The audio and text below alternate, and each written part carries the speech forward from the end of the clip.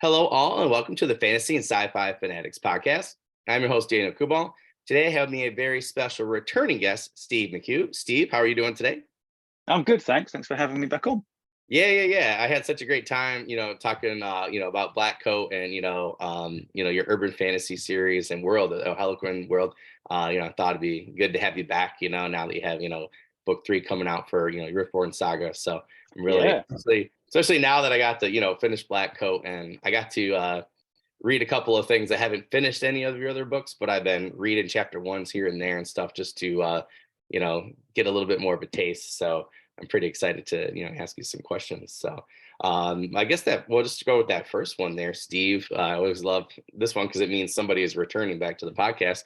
What have you been up to since we last interviewed you right before Black Coat came out? Since when did Black Goat come out? Like a year ago? A little over a year ago. Yeah. So since Black Coat came out, I had another book come out, which was No Gods, Only Monsters, which is an historical fantasy book set in ancient Rome. And then I had the first book of the Riftborn come out, which is The Last Raven, which came out last November. And then the second book came out in February, which is Blessed Odds. And the third book is now up for pre-order and out in June, which is A Talon's Wrath. And on top of all of that, I'm writing another book at the moment, a vampire book. And I've never written a vampire book before, so this has been quite interesting. Oh, that's super cool. I was gonna say all the books that you just mentioned, everybody should just go buy them. I've read chapters 1 for each of those, and No Gods, No Monsters is really like I just happened to get somebody else sent me something, and I just kind of needed a palate cleanser, and I was like, okay, and I was like, all right, now I'm like flipping through that, so I'm hoping that I actually can get to that one sometime next week. Yeah, I'm like really excited because Black Coat was just like so good. I was just like, any more Steve's writing, so. And I told Thank you. I promised so many people I'd read new reviews, and then it keeps happening, that like I read something like yours, and I'm like, oh, like I really got to go back to that person, and I feel obligated, to like try and finish some stuff up for some people. I wish that I had more time in the day. I wish I could just get paid to, to. I agree. Be a lot. I read book 1 of the series, and I'm like, oh, that's brilliant. And then I go away and do something, and I'm like, wait a minute, there's more books that this person's written. I need to read. Yeah. So yeah, I'm the same. Well, I got to say, like for our audience, like I really like your Ripborn Saga, the covers. I like what you did with them. As like a ex design teacher, I love graphic design. I just really enjoyed the colors, especially against all odds. I mean, just the like poker like chips just falling, and the oranges and reds. I mean, just super cool. It immediately attracted my eye. Last Raven too, of course. I mean, that one like popped. I bought that one right away. My wife's like, you got to stop being friends with Steve on Facebook. Like, your covers get. She goes, did you even read what it's about? I'm like, no, it's Steve. Something about urban fantasy. I don't know. And just clicked it. So yeah, but cool.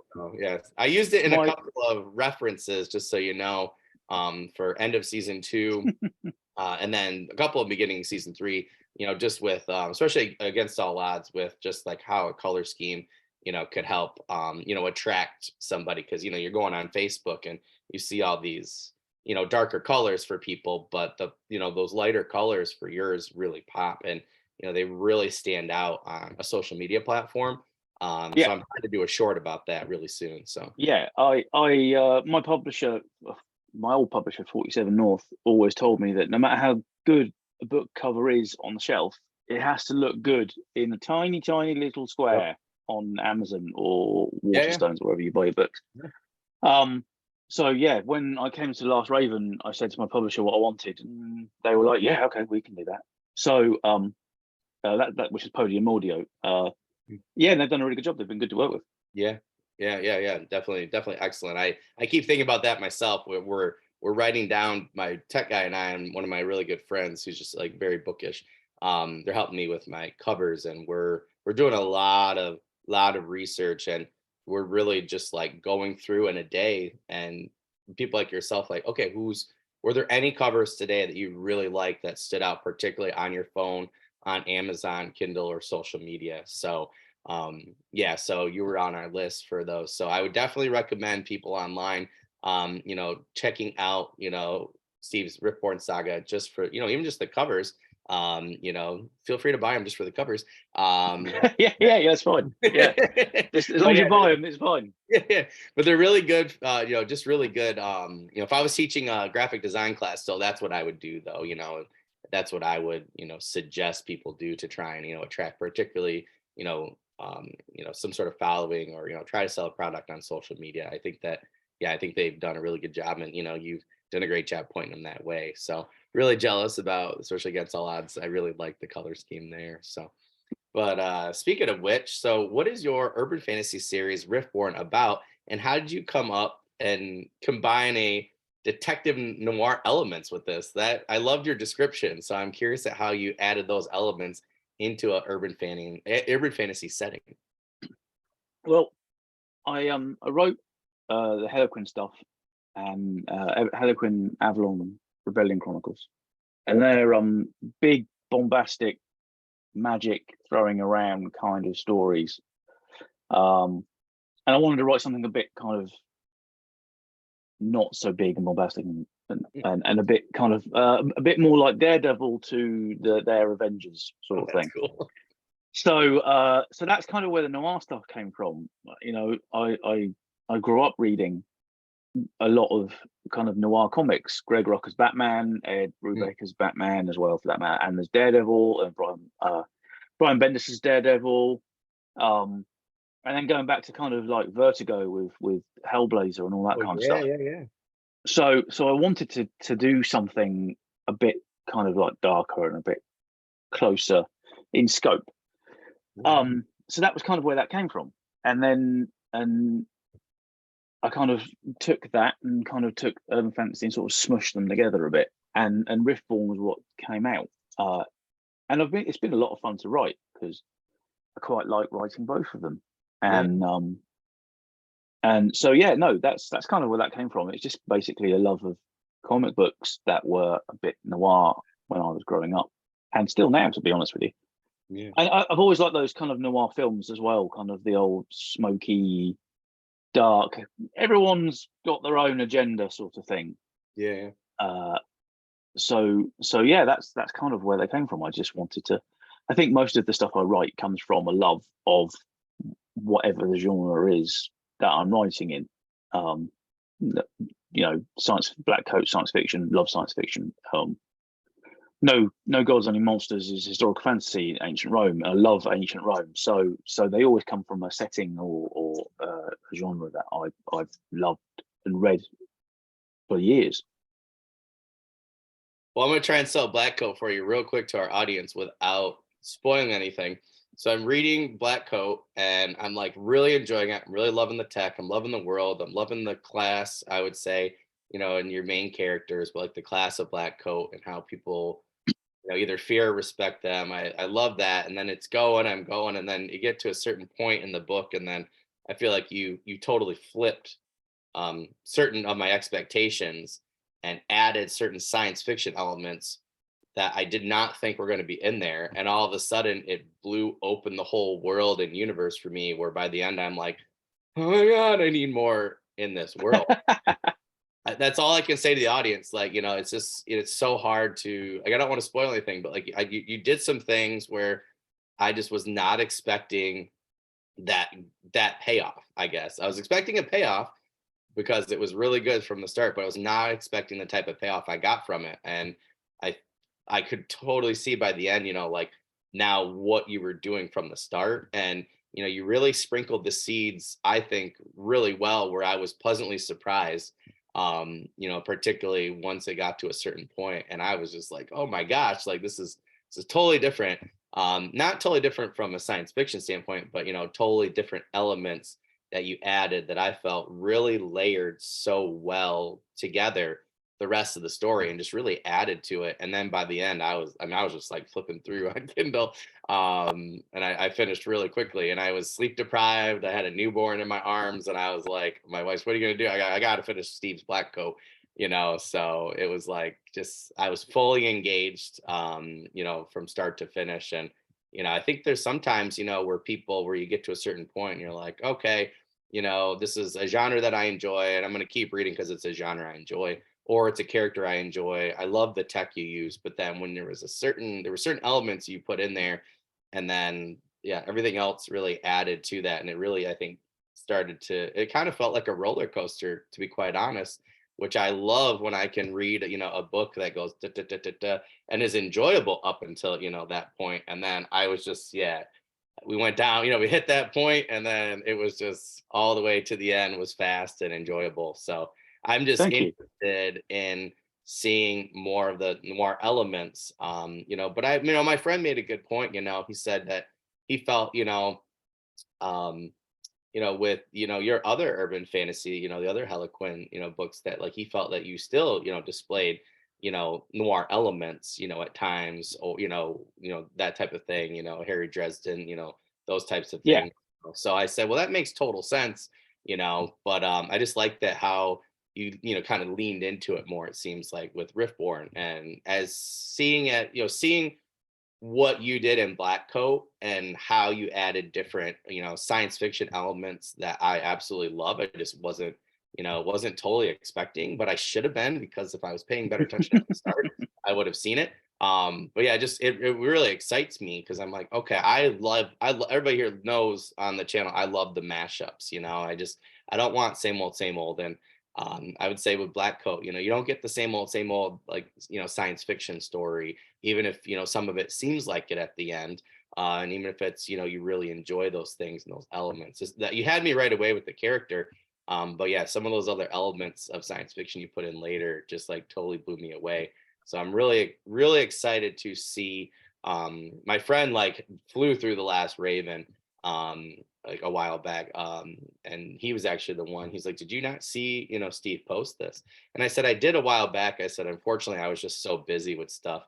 So that's when I picked up the book and stuff, and then he like flew through against all odds. So he was the one that was like, well, if you like Black Coat so much, he's like, you need to read this. So I was like, well, I'm enjoying, the first two chapters of, No God, No Monsters, when I was able to, start it. So yeah, but I'm really interested to see how you combine these noir elements, into urban fantasy, because I've always wanted to do more of that type of writing rather than just do a straight urban fantasy or a straight science fiction. Or I've always Yeah. wanted to do that in fantasy. I've always wanted to do that in fantasy, do like a noir story, in a fantasy setting. I think that'd just be really fun. So I'm excited to Yeah. see. I like combining bits. Black Coat has bits of horror in it and bits of Yeah, science fiction, yeah, and obviously science fiction, and Riftborn's the same. It has bits of horror and bits of thriller and noir and stuff in it. And I like sort of taking bits that I like from genres that I like, and then sort of smushing them all together into its yeah, form something that I enjoy. yeah. So yeah, that's sort of where that's all come from, especially with like Black Coat. And yeah, about halfway through the book, things do twist on its head, and Yeah, yeah. I always knew I wanted to do that, and just kind of um not make it the usual typical kind of science fiction revenge story, which it starts as, and then very quickly becomes something else. And I think it's hard too, because I want the audience to understand it's not like when it started, like it was like a bad, I considered it a bad thing. Like it was a comfort read for me within sci-fi, and just in reading just in general, that I really enjoyed. But yeah, I was not expecting that. So it was really cool. And I love when something hits me like that, when somebody pulls in. Have you thought about doing just like a straight horror? You had a lot of really cool horror elements, and I thought I the pace was great. I just was curious. I've considered it. Um, I don't know. Straight horror is really hard to do. Like Yeah, consistently for 100,000 words to maintain that level of yeah, yeah, tension totally. and increase the level of tension as well, for the matter. It's really difficult. And I quite like actions. Horror's not normally, or horror books aren't normally particularly action packed either. Yeah, yeah, They're normally just a dread dripping and dripping within the background. So I quite like doing that for books. The Black Coat's got a little bit of that, and a couple of the Riftborn books have a bit of that as well, just a constant kind of dread just building up. But then I quite like having a main character who at some point can face it head on, Yeah. and can confront that using their intelligence and their knowledge. And I quite like having little action bits peppered through the story as well. I like writing action scenes. So I have considered writing a straight horror book. Whether or not I ever will, I don't know. There's lots of genres that I've considered writing and would like to write in, but there's not enough time in the day to write everything that I have notes about. Yeah.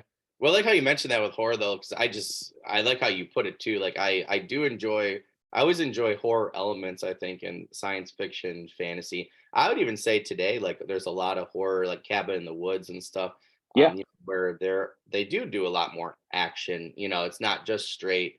A lot of yeah, my today aren't just straight dread, and I think that's, I think some people do and don't like that, and there's different camps there. But yeah, I think as a writer though, I just think that people need to, look at combining different elements to fit a story that you want. And I just yes, like how you did that personally. So, yes.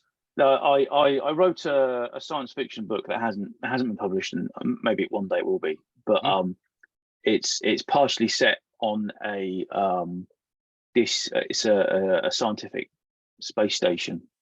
oh, cool. And it was pretty straight horror from beginning to end. It was very Dead Spacey without the necromorph limb cutting parts. And that was a lot of fun to write. And so yeah, I mean, I'd quite like to revisit stuff like that. I think science fiction and horror go hand in hand. Yeah, there's that like whole unknown part, and Yeah, and that being in a different setting of space. I think my friend did a good job. He sent me this talk that somebody was doing at a random Comic-Con, and I forget who the author was that they were like paying to at that time.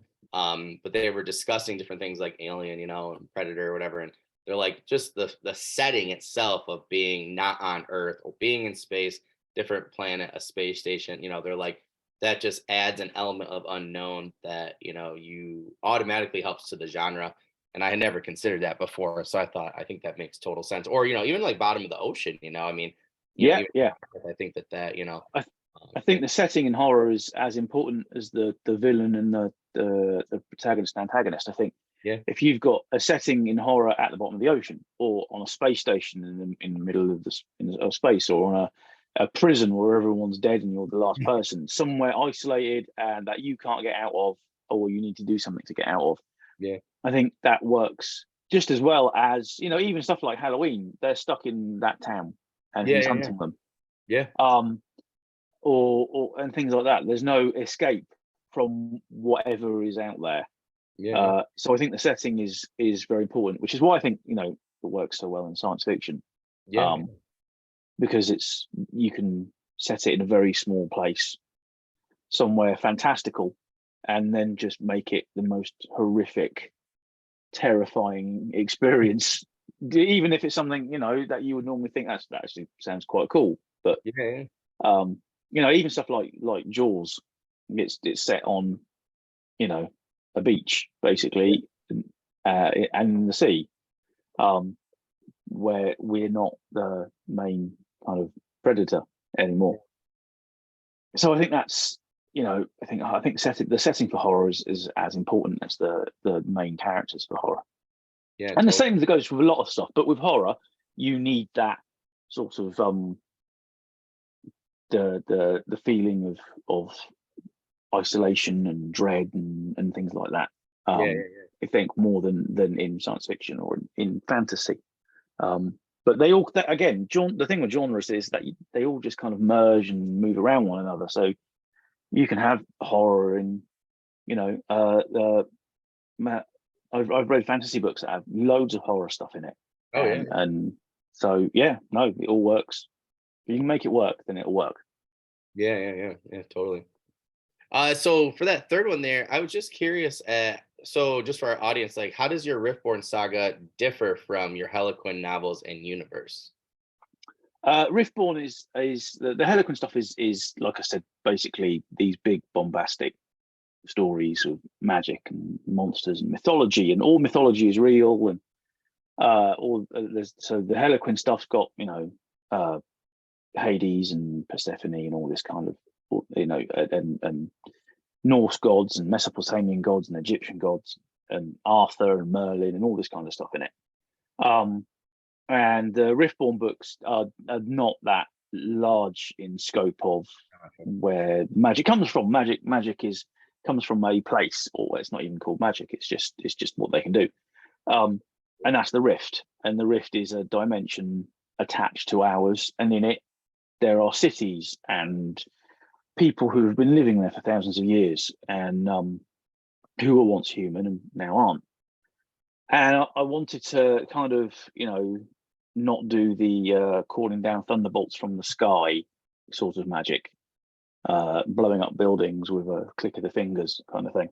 Okay. So it's a bit more low key and a bit more the magic used, or the powers that they have are a bit less grandiose in scale, and therefore they feel a bit more dangerous, because they're quite they doesn't necessarily mean that just because they're not as powerful as Nate and co, they don't use some of their abilities in quite unpleasant ways. So that's kind of where the difference between the two is one is a gigantic spectacle of magic and mayhem and stuff, and the other one is a bit more of a thriller than just madness on the page. I think they both kind of. I wanted to do something a little bit different for the Riftborn books, because I've written 13 books of Nate and Co. So yeah, these are a bit these are closer to me in like Hellblazer and stuff like that than the Harlequin stuff, which is just JLA and madness and world ending. These aren't really world ending books. They're a bit more close, shorter in scope.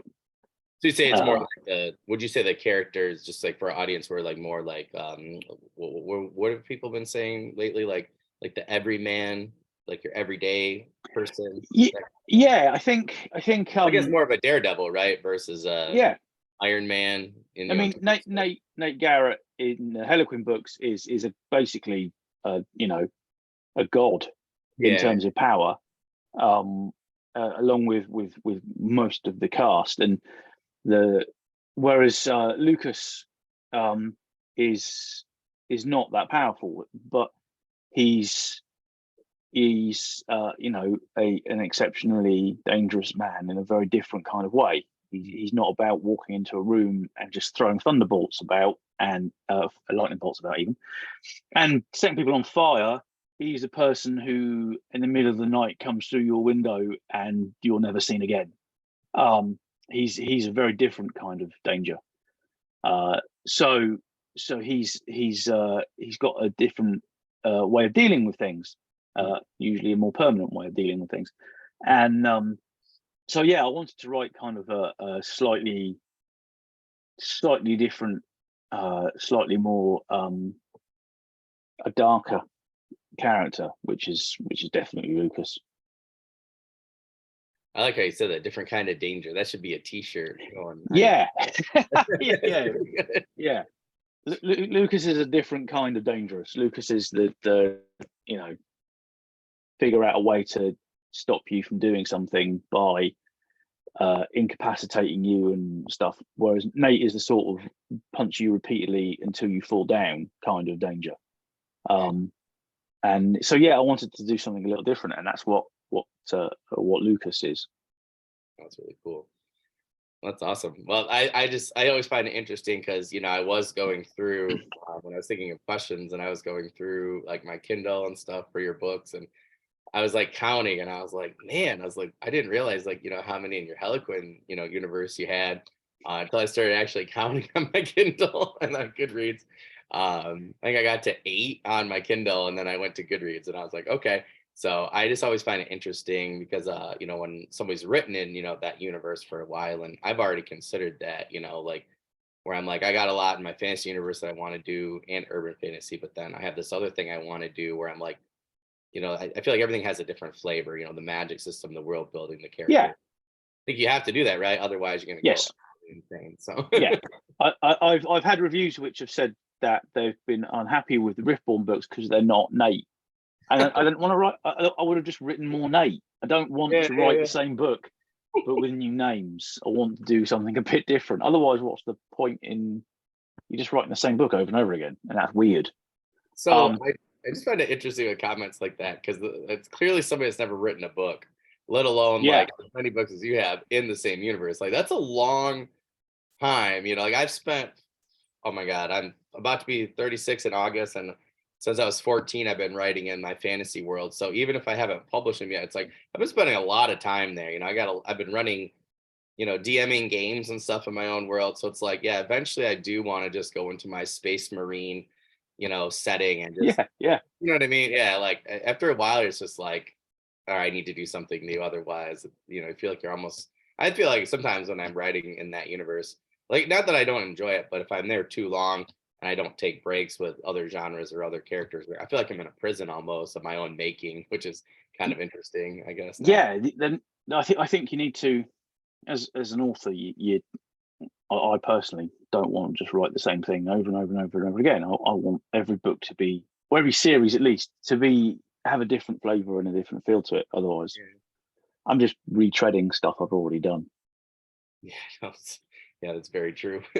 um, and I don't think last time, I can't remember last time if we got to talk about No Gods, Only Monsters, but I I'm really enjoying the first two chapters. Like I said, I'm trying to get back to after I finish my current read. I just wanted to mention it just real quick for our audience because I was really enjoying it.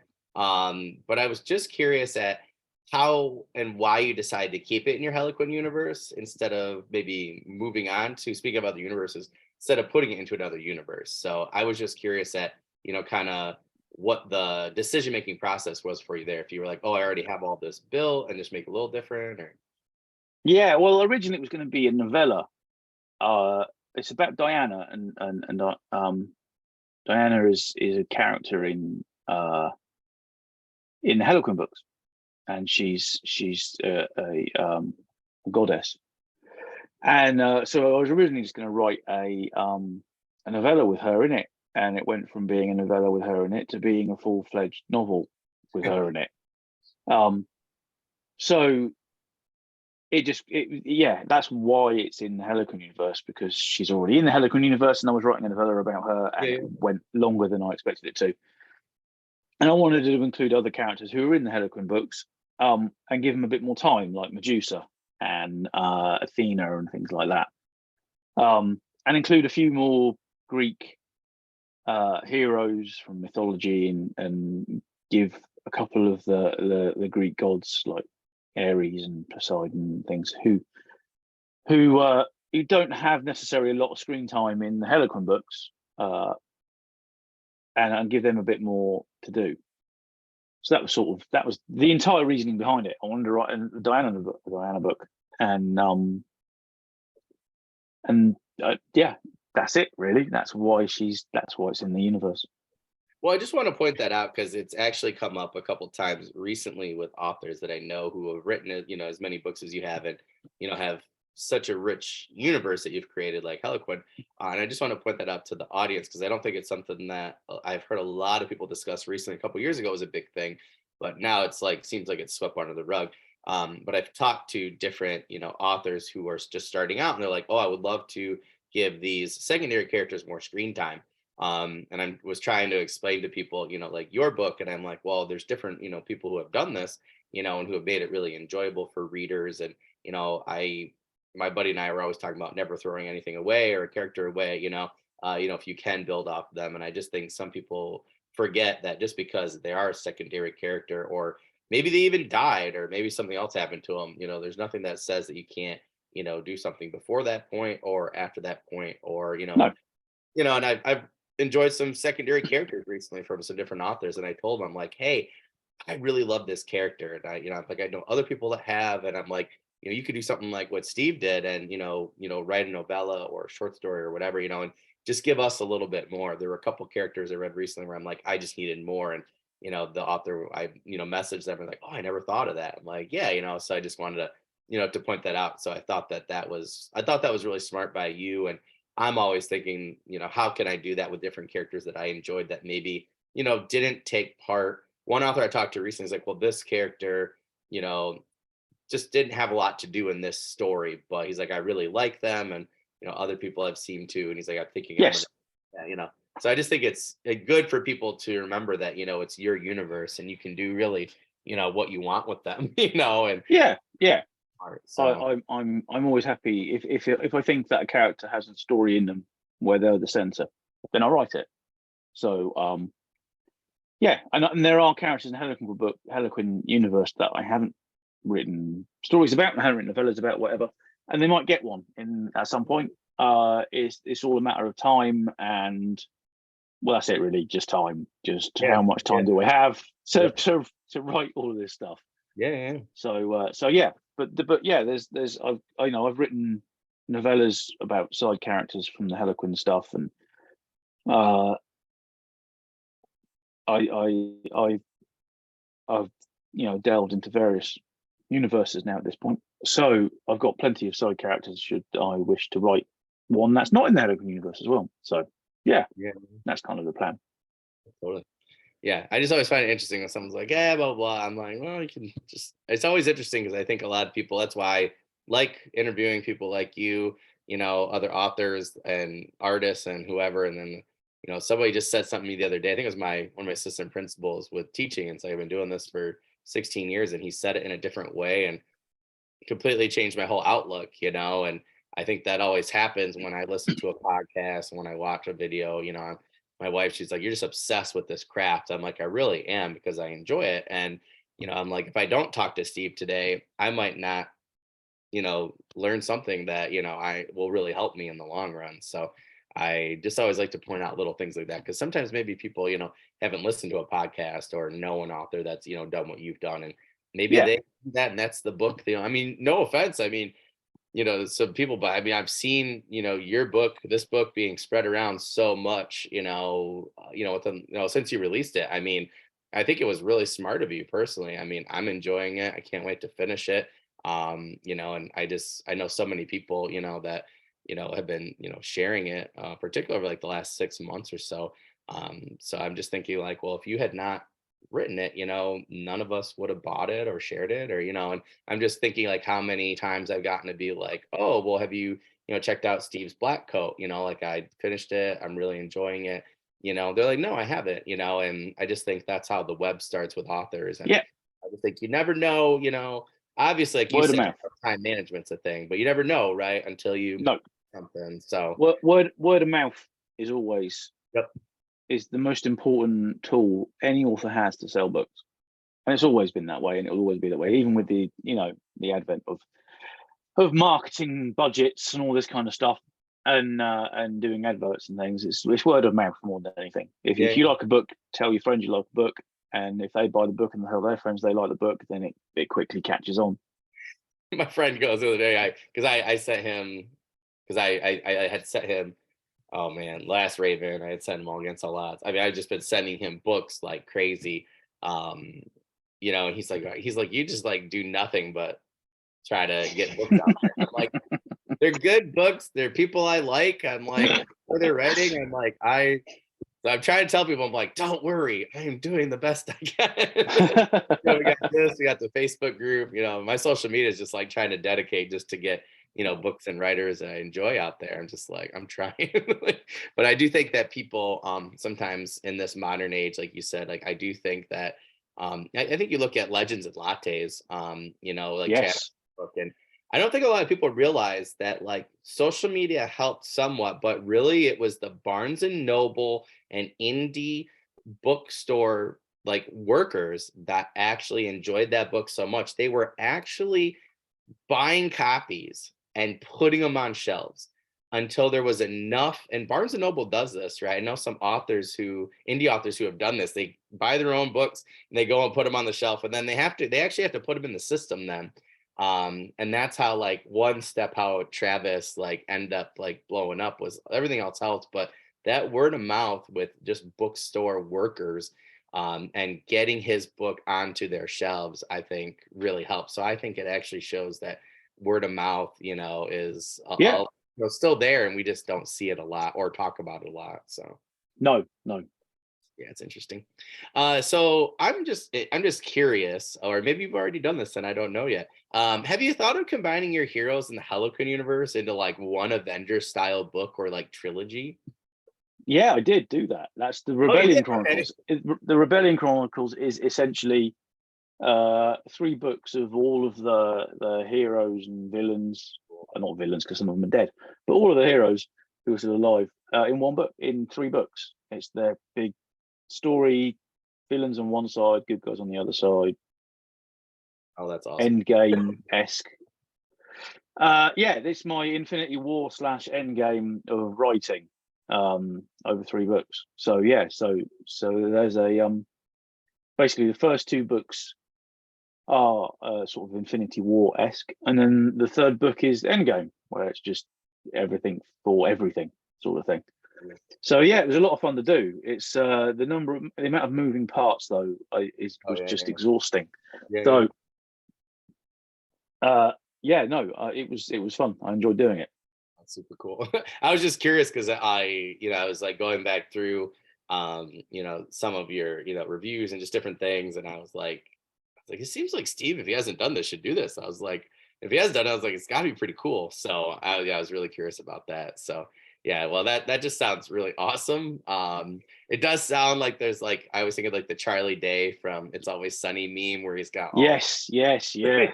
There like was a bit of that. Rebellion Chronicles was a little bit of that. Yeah, the last book, Horseman's War.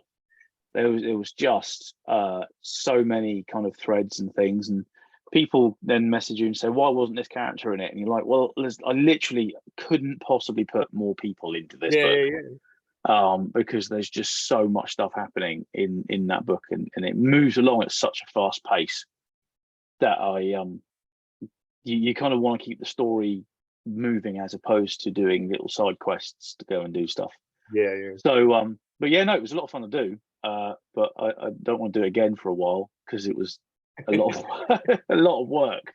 Yeah, I can only imagine. I've always thought about doing that with my fantasy world. I was always like had one set. Like I have a lot of side quest books and just like random stuff, but in terms of the main storyline, I've had a lot of things that I still one day want to do, like certain characters in the main storyline. And Forgotten Realms did that too back in the day, where the companions or whatever, like they had Dritz and all these new characters. Some of them are demigods and stuff, and then they kind of did that. So I was always like, oh, that sounds really cool. Like I'd like to do that. But part of me is just like what you just said. I'm like, do I have enough yarn? And and Yeah, yeah, basically. yeah, it's really funny. But yeah, that sounds really cool. Well, I'm anxious to read and and get to that point to see what you did from a writer standpoint, because maybe I'll think about that again one day. So I'm gonna ask this one. Can we expect more novels or novellas in your science fiction Black Coat universe? Yes. I was going to start, or I had started, the sequel to Black Coat, which is called Orbital Strike. Oh man. And it's a novel. It's going to be full length, and I'd started it, and then I got I signed a contract to write this vampire book. So I had to put that to one side because that would be more than likely self-published. Yeah. And so once this is done, which I should finish by the end of April, I think, unless I have anything else come up, then I'm going to probably start working properly on Orbital Strike. It's a universe that I've got quite a few ideas for. There's some other books I want to write in there, and some other bits and pieces I want to work on in this universe. So yeah, I there's always been this thing that authors shouldn't change genres. That if you're successful as a fantasy author, you Yeah. can't write science fiction, etc. Yeah. And I think that's absolute nonsense. Which is why self-publishing gives me that kind of freedom Yeah. to kind of publish the stuff that maybe if I took a science fiction book to a publisher, they might say, "You're a fantasy author. Maybe you should write some fantasy."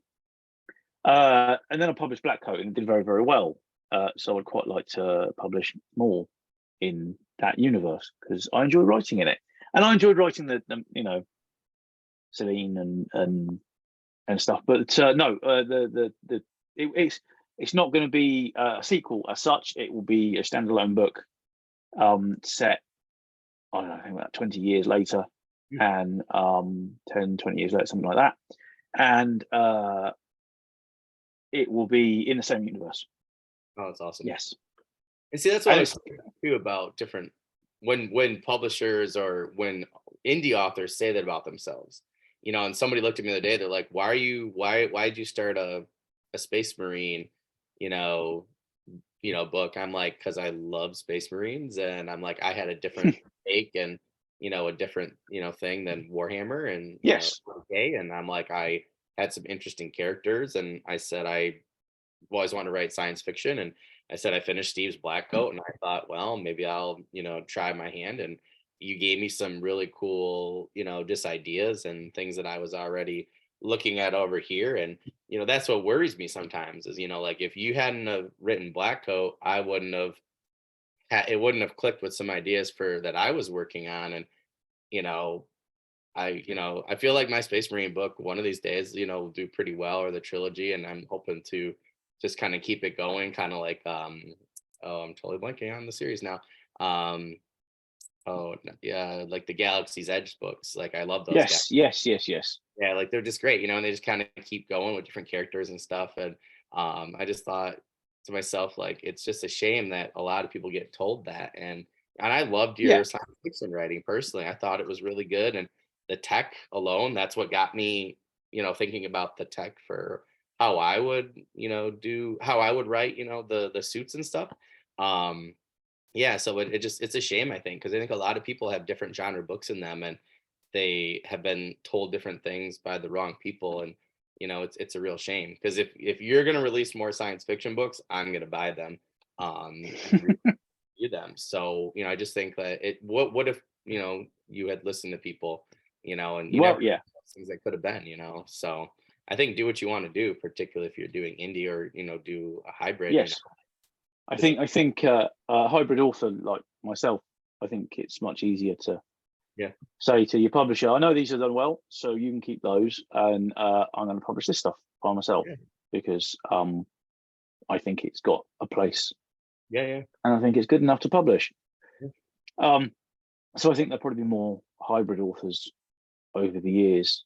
I know of quite a few who self-publish, even self-publish novellas and little bits and pieces, Yeah. and then their main series are with publishers. And I think that if it works for you, then do it. Yeah, there's Yeah. nothing wrong with it. I think people forget that Brandon Sanderson self-publishes, his Skyward books, and Yeah. evil whatever the Young Librarian series or whatever. I mean, and I think that and look at his Kickstarters. I mean, those are going to be indie published. So I just think that I think people forget that even somebody like him, who I think a lot of people put at the top for sales and stuff, which I don't blame them, and or craft or whatever. But it's like I think they forget he's a hybrid author, and Yeah. first met him, he was talking about wanting to do that like 8 years ago. And that's where I first met indie authors, and I first found out what indie authors were was at the same like writing. It was like a book signing down to Poison Pen in Scottsdale, Arizona, where I was still living. And I, that ever since that time, people were like, I want to be traditionally published. I want to be indie. And I'm like, have seen his career develop. And I'm like, well, I want to do hybrid. I'm like, I know I have a couple of book series that if I work on and, whatever, like somebody will buy them, but I know other stuff, they're never going to be, at least for right now, I don't think there's going to be somebody who's going to want them, but I know they'll do well in the indie market. So I think that, it just, I think it's just do what you want to do and write the Yeah. book, get them to Yeah. the author. Just write the book. Yeah. Well, we talked a little bit about this last one, but I'm curious, is there a genre that you have thought about writing in, or maybe an element of a genre that you thought about like combining into fantasy or sci-fi, kind of like the noir elements that you have not done so far, but you'd be interested in? I would like to write an epic fantasy. Oh, that'd be cool. I have an idea for an epic fantasy, for a series of books in a world, and I've been working on it for, blimey, about 5 years, 6 years, something like that. But I haven't had the time to write it yet. But I would like to. That's something that I want to do at some point. Write an epic fantasy. I'd also like to combine some more elements with urban fantasy, or / contemporary fantasy, depending on where you lie on that scale. So yeah, I'd quite like to do a contemporary fantasy science fiction book, or a contemporary fantasy with science fiction elements. So that's something that I've been thinking about. And then I'm basically, I think, oh, that's a good idea.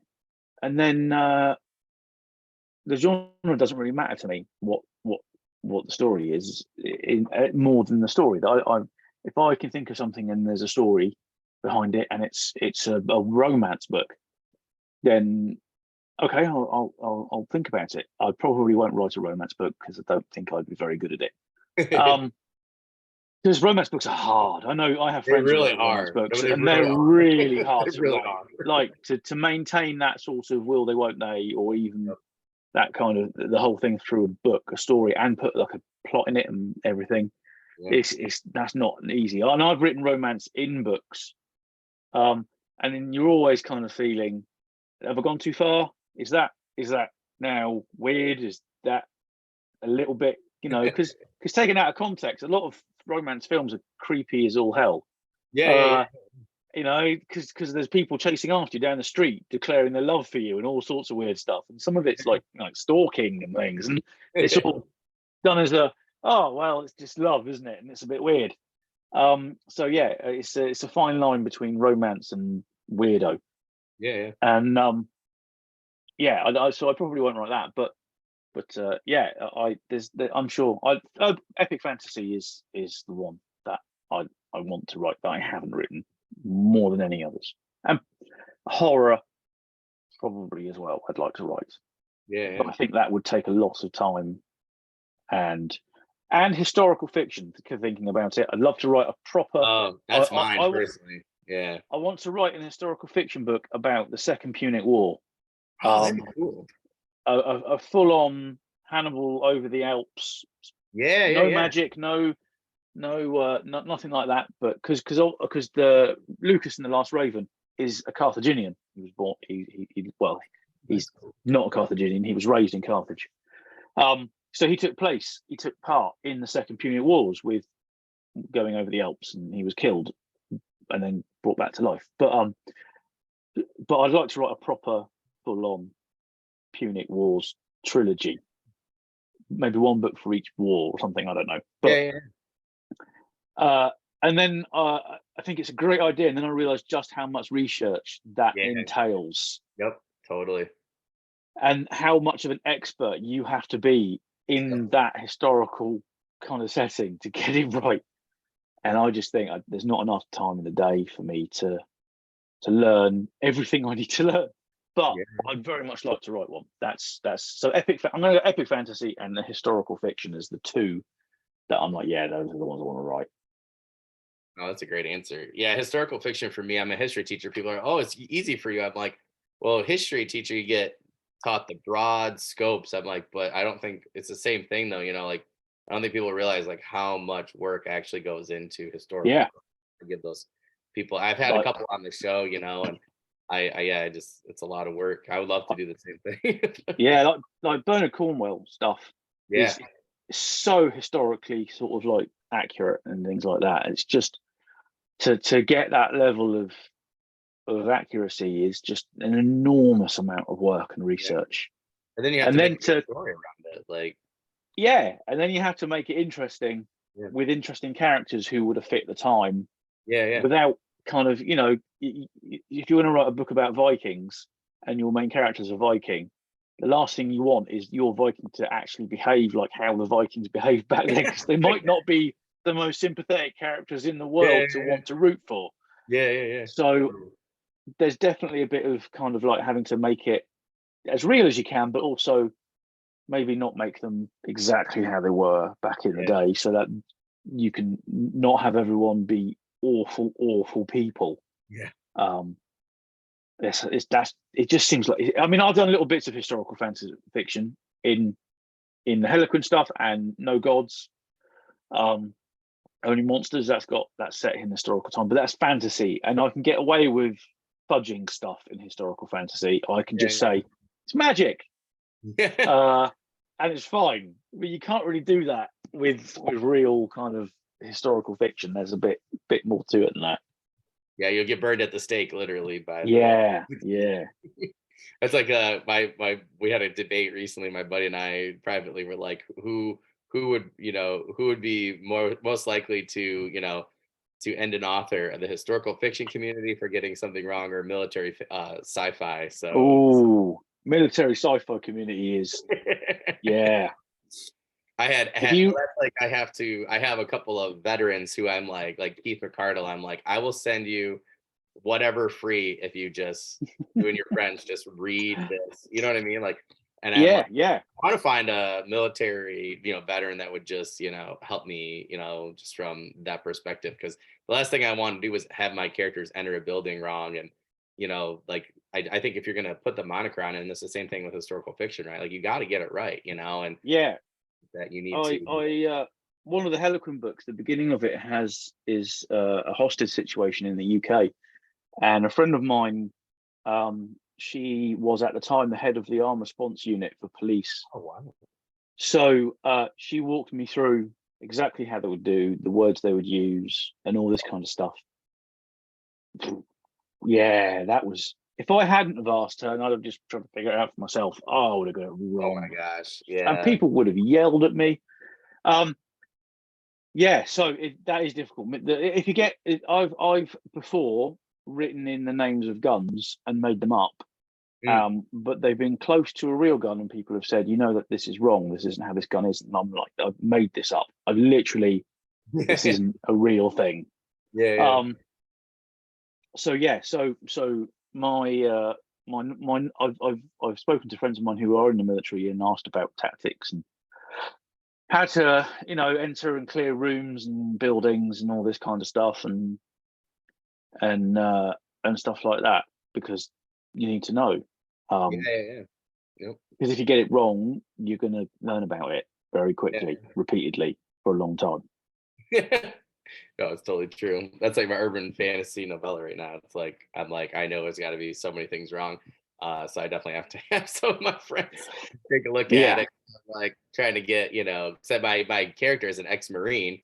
And so I'm like, the last thing I want to do is, is get those things wrong. And then, he's going back, prequel novella 2 is like going back and flashbacking to, training and stuff.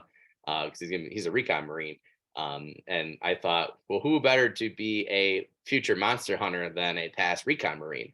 But I was doing the research. My friend goes, oh, just look stuff up online. I'm like, it is so hard to just look stuff up online. I'm like, it's so much easier just to find somebody who's done that thing and be like, how would this happen? Or have them look at it. But after a while. But well, I'm definitely sold on either your epic fantasy or your historical fiction. So especially just let me know when you need my money and I'll send it to you.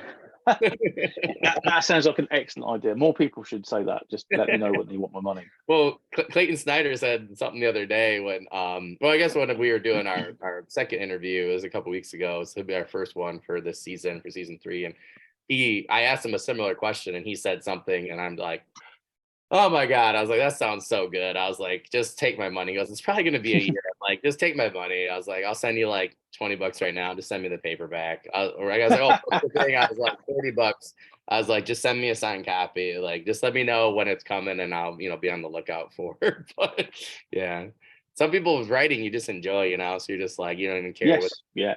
Right. And that's the kind of authors I enjoy. So I'm just like, yep. So, yep. Take my money, Steve. It's fine. So for that last one, do you have any news, updates, promos, current projects that you'd like to share with us? Well, obviously, Riftborn Book 2 has just come out. Blessed Odds. Riftborn Book 1 is currently out, and The Last Raven. And Book 3 is out in June, and currently up for pre-order on wherever you buy it. Audible, Kindle, paperback, whatever.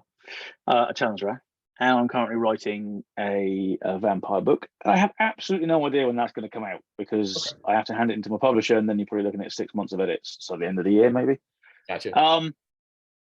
So yeah, that's kind of where I am at the moment, and then depends on whether or not if the Riftborn books do well enough, I might get to write more of those, and hopefully I will get to write the sequel to Black Coat at some point this year. And then yeah, it's always busy. There's always having lots of ideas for books, and I know that having it does feel like there's you're just always working, which is better than feeling like you're not, I guess, because I would hate not having ideas. But yeah, so at the moment, writing a vampire book, which is a bit different to any vampire book I've read before, and is a bit more. The world knows about vampires, and we've lived alongside them for a really long time, and they just kind of, for the most part, get on. And I kind of wanted to do something a little different for it. So, but I wanted to keep that sort of scary vampire thing, which I think feels like we've moved away from a little bit in recent years. Yeah. Like you should be scared of vampires because they're scary. Yeah.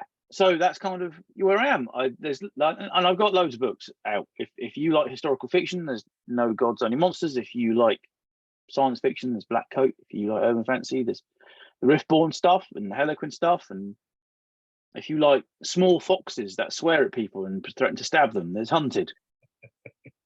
With Remy, the sweariest character I've ever written. So yeah, there's I've got lots of stuff out there of various genres. Hopefully people will find something they like. Well, that's fair. Well, just want to remind our audience that you can find Steve's books in the description anywhere where this podcast is found. I've read Steve's Black Coat. I started several of his other books. I'll be having some reviews come up this summer for some of his books I've already finished. So I look forward to reading his others. So I have quite a bit on my Kindle that I bought already of his. So you should go and do the same. Just don't forget, we're really trying to push people to review anything, any of the products, whether it's Steve's paperback, Kindle, Audible, anything like that. Obviously those are the things that help out authors and like him and me the most. So Steve, thank you so much for coming on for a second time. I look forward to having you on in the future, talking about your vampire book, or anytime, anything like that. So thanks for having me. Yeah, so hopefully we'll have you on again really soon, for some of our seminars and things like that. But per usual, I look forward to talking to you on social media, and I hope you have a good rest of the day, my friend. You too. Take care. See you, Steve. See you later.